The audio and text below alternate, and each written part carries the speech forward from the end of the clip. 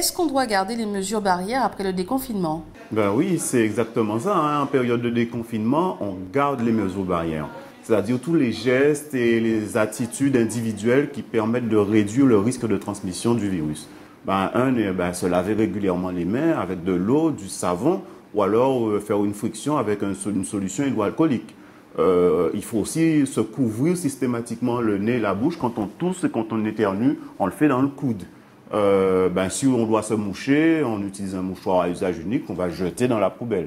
Et puis, on va vraiment éviter de se toucher le visage, en particulier le nez, la bouche, les yeux. Il faut vraiment éviter de se toucher le visage. C'est pas facile à faire, mais il faut absolument y arriver pour ne pas se contaminer. Après, dans les attitudes, on ne se serre pas la main, on évite de s'embrasser, on ne s'embrasse pas, on maintient une distance physique, le mètre. Et puis, oui, on va aussi porter un masque, en particulier un masque grand public, quand la distance ne peut pas être respectée entre deux personnes qui partagent le même espace. Le même lieu, la même pièce, au travail, dans la voiture, deux personnes qui, bien sûr, ne vivent pas sous le même toit.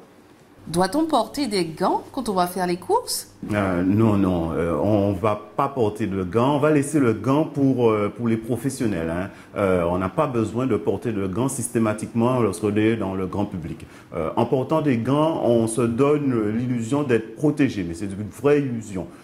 C'est pas une bonne idée car vous pouvez quand même, même avec le gant, vous pouvez disséminer des germes, vous pouvez vous toucher le visage avec les gants et vous contaminer quand même. Il vaut mieux ne pas porter de gants et ce qui est important par contre, oui, c'est de faire l'hygiène des mains, se laver les mains avec de l'eau, du savon ou avec une solution hydroalcoolique. Un lavage des mains avant de sortir ou avant d'aller faire ses courses par exemple. Et puis quand on revient, quand on rentre chez soi, on refait une hygiène des mains, on se lave les mains aussi, avec de l'eau et du savon. Et puis entre les deux, quand on est dehors, oui, on n'a pas toujours de l'eau et du savon, on fait une friction avec une solution hydroalcoolique. Et bien sûr, on commence par le bout des doigts, on n'oublie pas de faire les pouces. On fait le bout des doigts, on n'oublie pas de faire les pouces. Ça, c'est important parce que c'est avec ça qu'on se touche les yeux, le nez, la bouche. On utilise un gel hydroalcoolique quand on n'a pas d'accès à l'eau et au savon.